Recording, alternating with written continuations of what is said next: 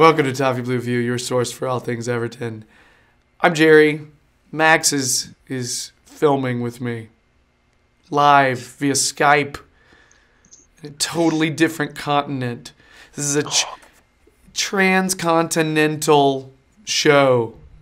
We never really thought about it like that, but that's the way it is. We are global, aren't we? Technically, yeah. You know?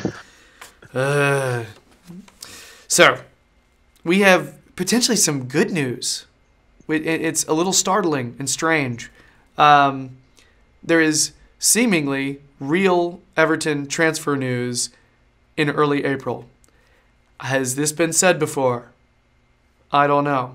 I know we've heard some rumors that Everton are close to signing Wilshere, but these are rumors. Who knows? But this is an actual rumor from a journalist in Argentina, I think.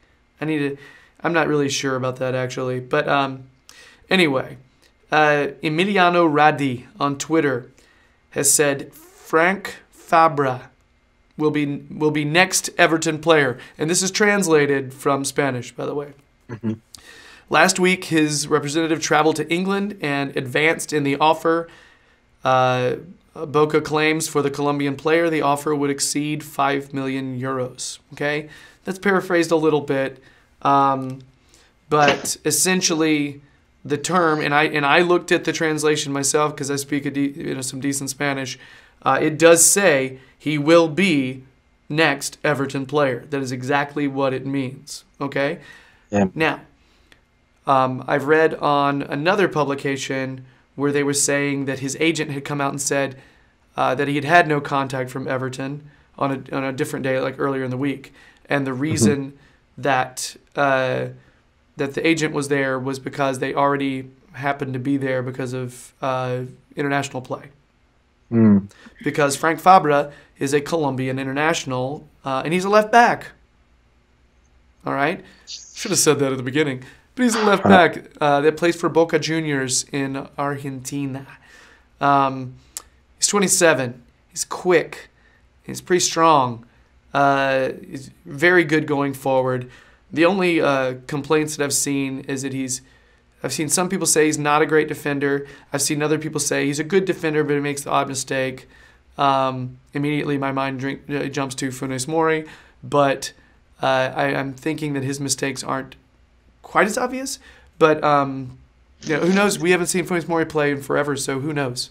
But yeah, we're talking about a player that seems like he's very different to Leighton Baines. It seems like he's the opposite of Leighton Baines. Someone who's very quick. We have no idea how his service is. That's the opposite of Leighton Baines. He may not be quite as good at defending. Leighton Baines is a great defender. So yeah, it'd be interesting to kind of plug him in and swap him and Leighton Baines next season, for different looks. It's the left-back discussion that should have happened in January, really. I said this off camera. I hate talking about transfer speculation when we're not in the middle of a transfer window, and given the instability at Everton at the minute, the manager, the position of manager and the position of director of football do not seem like stable jobs at the minute. So I don't think they're in any position to be exactly calling shots on long-term plans. Yeah. Again, I haven't seen much of Fabra myself. So, and Argentinian league again, it's this gamble that we're unsure of, and around 5 million euros, or whatever the valuation is. It just makes you think, where's the spending power? Because left back is this position that I feel like, because we've seen straight away as soon as Baines and Coleman have come back into the team, we saw how integral they are to our play, and we depend on them a lot going forward. And it is a risk associated with this. And again, as you say, 27 years old. It's supposedly a player in his prime, so you need to play immediately. Exactly. I'd get angry if he wasn't playing immediately.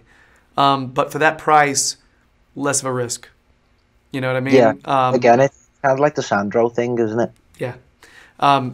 I think about the fact that our left back situation, Baines, Garbett, Anthony Robinson, who will be back next season.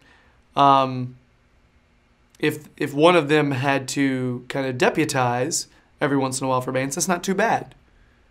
You know, let's pretend like we signed Frank Fabra, and he doesn't perform. That's a risk, and that happens, and that's what happened with Sandro. He went out on loan, and we're probably going to sell him for more than we bought him. All right.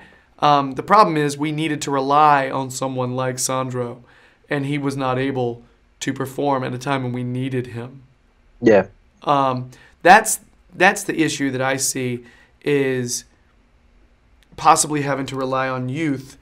But to be honest with you, these are players that I think we see as future Everton players, as far as Robinson especially. I believe the club views him as someone who could come in and play. Yeah, we've seen what happens when you throw someone in the deep water at left back, so to speak, with Cuco Martina, and that was. Of course, the lad did improve over his time playing in that position, but it was just all a bit of a calamity, wasn't it? Because at least, I'm not taking that for granted. At least if we do bring this lad in, it's his natural position. And is he a left footer, by the way? Because I know you know more about him than I do. The only positions he has played is left back and left mid. Okay, and so I'm assuming his left is his dominant foot, but I believe I've seen footage of him scoring some goals with his right as well. So I think this season he has 2 goals and 3 assists. I like seeing the assists there, but that is in 17 games. So, and I don't know his stats for Colombia because this news just came out a little while before we recorded. So I have some research, but not all of it. You hit on something I wanted to talk about, okay? Making signings at a time where we may have we're probably going to have some transition, all right?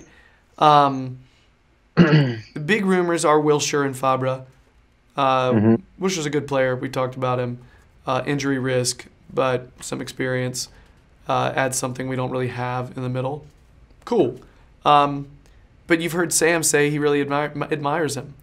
So would that be a Sam signing? Yeah, I think so. But at the same time, I feel like Wilshere's one of those players that is good to have in your arsenal because he's ironically, but he's a very. Why did that take me a second? That's ridiculous. He's very versatile. I think Jack Wilshere, you can play him deep or you can play him further forward in the midfield. So again, and it depends on who we do bring in, how he wants to use his fullbacks. Because I know one of the things I'm very excited about with Fonseca, if Fonseca is the one to come in, is that he, similar to, throwing it back to the Moyes era, towards the end of the Moyes era, Martinez, at the start of the Martinez era, how dominant were we when we used our fullbacks as an attacking outlet. I know that's something that Fonseca really does focus on. So, and if this lad is good at going forward, then that should all, that should suit him perfectly. But again, as I say, it's just not the right time to be calling shots or making assumptions when everything's so insecure. See, I'm torn by this too. I agree with you. However, I love the fact that we see a need and we're addressing it as soon as we can. We're not saving it. Because think about it. World Cup summer, all right? Buying players in the latter half of the transfer window is not going to be always the easiest thing, especially if they're on World Cup squads. Yeah. So I think, and this is what I'm hoping, that we already know who's coming in, all right? And he's being consulted on some of these signings. Hopefully, I mean, That's what I'm hoping for. And to be honest with you, Walsh, I think Walsh was one of the main voices behind the Cenk Tosun signing, and I think that was a great signing. yeah, And that was a risk. I think a lot of people would have said that's a risk. yeah. Those are the type of signings that we expect from Walsh, though. These hidden gems, as the Exactly. phrase we always use. There's always, I think we we were a little, well, not disappointed, but we were underwhelmed with Walcott and some of the names that he brought in, Mangala. They were all kind of casts off from top 6 clubs, but It's awful, but I totally forgot Mangala played for us at the beginning of this year. I totally forgot. That's terrible. He had I a did. bad knee injury. I feel like a dick. My fault. Yeah, Iliaquim. My bad. yeah, very unfortunate. But Yeah, shitty. again, if this is a hidden gem that he's managed to find at Boca Juniors, then I'm sure even if he is to leave his position and the lad does come in, we'll be thanking him for that, because if it turns out to be someone that, as you say, we manage right, we don't. Because I think if we bring him in, he'll be expected to hit the ground running whenever called upon. Because we'll be in the process of really phasing Baines out, which is a sad thought, because of the dependability of Leighton Baines at left back has been phenomenal. Yeah. Over the years, but after January, it really is a position that we need to look at, because we've seen what happens when we aren't prepared for someone to step in. Yeah, I think with Baines, it's going to start to go a lot like Jagielka, where he'll have games where he should be the unquestioned starter. And you say, why would you play anyone else? What were we thinking to doubt that? And then he'll have a game where he looks slower. There's a quicker player there, and they're making him look like he's running in molasses. And it's just going to happen like that. Rooney, same thing. These are players that we can get good minutes out of, though. These are players that can still do a lot for us, but I don't think they're every game starters anymore moving forward. I think it's a lot to ask a player in his over 30 to play every game. All right, I agree. And just to be a deep enough team. So why don't we start off by playing Baines in the league, and then play Fabra, during cup games, and then if Baines needs a rest, you bring Fabra in. You know what I mean? Something like that. And that's if he's up to snuff. If he's able, because if he's not, if he doesn't look anywhere close to Premier League quality, then you have new conversations. Yeah. Do you give the kids a look? Or do you bring somebody else in and loan him out? And I don't know. I have no idea. But I know he can get a work permit because he plays for the national team. Right. Yes. So that's the thing. Sure. We don't have another Onyekuru situation. No, I was just going to say, so it's not Onyekuru. It's viable. Yeah. I was actually really excited. I would prefer Joe Bryan, personally. I think he was my ideal left back candidate, because he was the guy who's gonna come in and be your left back for 10 years. That'd be great. Yeah, but that would. I have a feeling they were asking way more than we wanted. Yeah, which is a bummer, because we're supposed to be rich. Yeah, supposedly. But again, as I said before, if they're asking it, pay it, because it's a chance to build a back four that we can really start looking at, forming this team, because even now we're still not 100% sure on what our best starting 11 is, really. Quick update on the Frank Fabra situation. In this particular episode, we've been kind of crediting Walsh, which may be the case. However, something has come out that apparently PSV were also interested in signing Frank Fabra earlier in the year, like in February. And the director of football for PSV is Marcel Brands. So that may be a pure coincidence, or it could be we have a new incoming director of football who is already beginning to pull strings. So, apologies for the handheld video, and apologies for the sound quality. Yeah. All right. Back to the show. Do you think Everton's thinking, their mindset is bring in Fabra, keep Anthony Robinson over here, and when Baines phases out, Fabra into starter, bring in Anthony Robinson to kind of deputize there?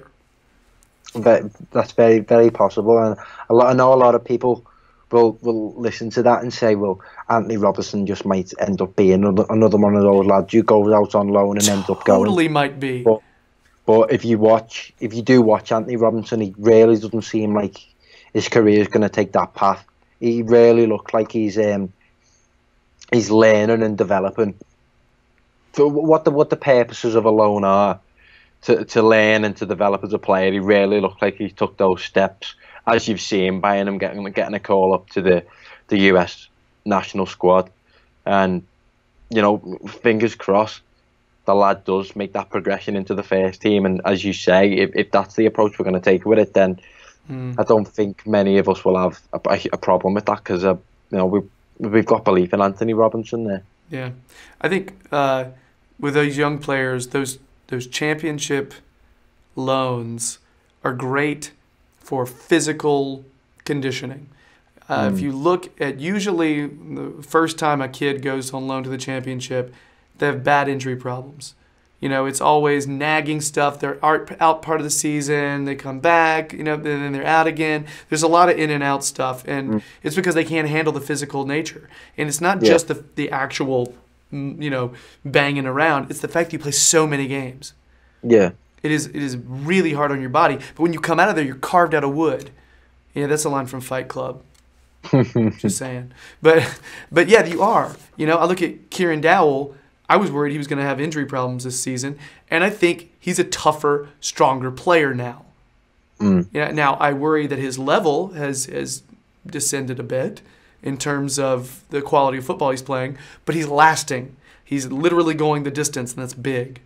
You know. And Anthony Robinson is doing the same thing. He's playing the season, the whole season. That means he's going to be way more able to play the amount of games in the Premier League when it's time. Yeah. If it ever comes time. So, yeah. But this is a Fabra video. we're just examining the whole left back situation. Yeah, the left back situation is a whole thing of itself, isn't it? Really. Yeah. I feel better about right back though, because I feel I still think John Joe Kenny is serviceable. You know, yeah, I did not think he did. I thought he did a better job at right back than Martino when Martino was playing right back.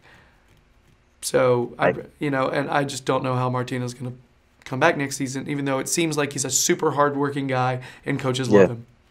Yeah. You know, good professional, maybe not the talent level that we need. I said maybe. It's probably not the right word. Just trying to be nice. So yeah, whether or not this is a Sam or Walsh signing, that remains to be seen, as we may be having a new manager and a new director of football coming in.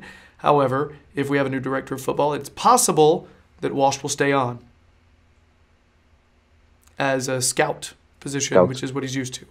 Because it does seem like he's been a little, you know, out of his depth when it comes to the director of football position. Bring someone who's done it before. Let Walsh do what he normally does. You know? Makes sense. So if that's the case, then this signing still works if Walsh is still going to be around. So, unless they're talking to our new top secret manager.